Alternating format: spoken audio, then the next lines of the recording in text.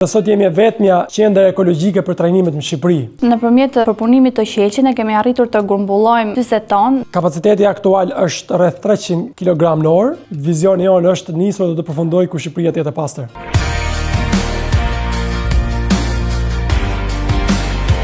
Unë kam lidhje me Gjermaninë. Në fillimet e mia isha më shumë në Gjermani, pastaj pak në Kosovë, edhe më pak në Shqipëri, por gjithmonë kisha të ëndrrën të bëja diçka të mirë për mbrojtjen e mjedisit në Shqipëri. Në fillim ishte shumë angazhim, më shumë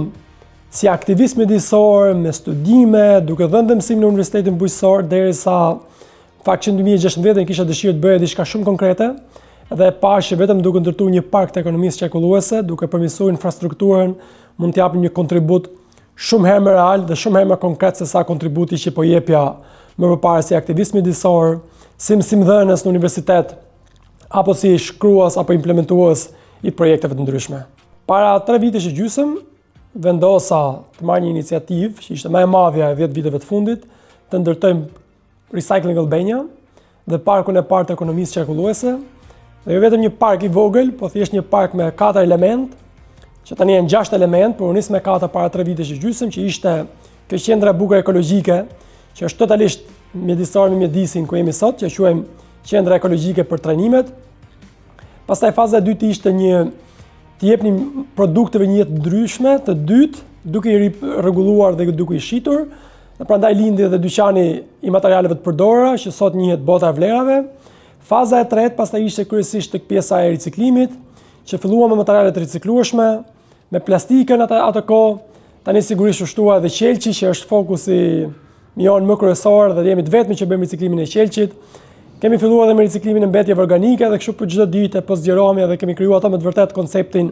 e të qenit një park i ekonomisë qarkulluese. Ideja e riciklimit të qelçit nisi fillimisht nga një mbështetje një projekti nga Bashkimi Evropian, duke e parë dhe si nevojë ishte vetmja mbetje që akoma në Shqipëri nuk ka në zgjidhje dhe ne jemi të parë të licencuar në Shqipëri që po merremi me përpunimin e qelçit. I gjithë koncepti lidhet në moshedhjen e qelçit në lumenj, apo në rastet të groposis së tij. Ne kemi bashkëpunuar dhe kemi filluar kontaktet e para me kompani industriale të cilët kanë si mbetje kryesore xhamin. Nëpërmjet tyre ne marrim mbetjet e xhamit dhe më pas se kalojmë nëpërmjet një procesi në makineri, duke e bluar atë dhe duke e kthyer në 2 produkte finale. Produkti i parë final është dhe më kryesori për momentin është filtrimi i pishinave, i cila deri më përpara nuk ishte treg në Shqipëri, ne jemi të parë që e kemi sjellur tashmë në Shqipëri dhe i kemi dhënë mundësinë kompanive që të kenë edhe ato lehtësi duke e marrë direkt, pra duke blerë një produkt vendas. Ky produkt shërben direkt te kompanitë e pishinave, por edhe në kompanitë të ndërtimit, të cilën mund të përdoret në përzierje materialesh të ndryshme. Produkti tjetër është produkti Terrazzo, i cili është më shumë pjesa dekorative dhe artistike. Ajo mund të rikthehet nëpërmjet shisheve të qelçit të grimcuara, bashkë me përdorimin e çimentos, mund të kthehet në forma të ndryshme, në tavolina, karrike, sipërfaqe të murit, në dizenje të ndryshme dhe në ngjyra të ndryshme në varësi të dëshirës së klientit. Normalisht synimi jonë është afatgjat për ta dërguar dhe në eksport, kryesisht rërën e xhamit. Sigurisht ky biznes ka nisur nga zero, për hatrit sistemeve ligjore e quajmë biznes, sepse gjithë qëllimi i kësaj iniciative ishte të krijonim një impakt për mbrojtjen e mjedisit. Iniciativa fillestare sigurisht ishte nga unë edhe më i madh se Bleona, edhe pastaj sigurisht kur nis një iniciativë të tillë e kupton që pa mbështetjen e familjes është pothuajse e pamundur. Kështu që fillimet u nis vetëm, pastaj u bashku Bleona, Vilma, kështu që në fund përfunduam si biznes familjar, si ishte e vetmi mënyrë për ta mbajtur gjallë edhe për të mbijetuar në treg me situatën aktuale që ndodhim, sepse jemi startup me vështirësi ekonomike, nuk do të funksiononte në botë ndryshe mos ishte biznes familjar. Prandaj tani vazhdon të jetë akoma biznes familjar dhe u shpresojmë që t'i kaloj dimensionet e familjeve, sepse nuk është as pak të mbështesim vetëm njëri tjetrin, por ideja është të mbështesim gjithë Shqipërinë, të jap një impakt për mbrojtjen e mjedisit në Shqipëri, të shërbejmë si shembull në Ballkanin perëndimor, por deri edhe në gjithë botën. Vizioni jonë është impakti i mbrojtjes mjedisit dhe jo rritja vetëm si familje, që sigurisht ka atë pjesën edhe rëndësinë e vet. Sigurisht gjithë kjo punë që ne kemi bërë këtu, 3 vite gjysmë, do thojë unë, ditë e natë, Fillimisht e fillova pak vetëm, pastaj u bashkua Vilma, Bleona dhe kështu u bëm një skuadër prej 3 deri në 8 veta. Se 3 jemi me kod plot, pastaj të tjerët janë vullnetar, partner nga universitete ndryshme. Kemi pas mbështetje nga donatorët. Edhe gjitha kjo ka filluar që në momenti që u ndërtua diçka kaq ekologjike, mori një lajm u përhap shumë shpejt. Edhe sot jemi vetmja qendër ekologjike për trajnimet në Shqipëri. Parku i ekonomisë qarkulluese, qendër për riciklimin e xhamit, aty ku je i pari, pioner, sigurisht bëhesh më i famshëm, që duket në pamje të parë, por në pamje të dytë sigurisht është sfida më e madhe të jesh pioner, sepse do ta krijosh tregun nga zero, teknologjinë do ta krijosh vetë nga zero, siç është rasti i riciklimi i xhamit që duke parë, duke bërë është realizuar, nuk është që kishim një ide nga fillimi super përfunduar apo të përgatitur që do ta bëjmë saktësisht në këtë mënyrë, por me të vërtetë duke punuar çdo ditë, duke përmirësuar edhe efektivitetin e makinerisë, duke përmirësuar cilësinë e qelçeve dhe në këtë mënyrë ja dolëm që duke punuar me përmirësuar cilësinë, sigurisht merrim shumë vizita. Vizitat e para tregojnë që është një vend që ja vlen për të vizituar dhe automatikisht në fakt reklama më mirë është produkti vet, kështu që automatikisht produkti këtu është definitivisht shumë i mirë,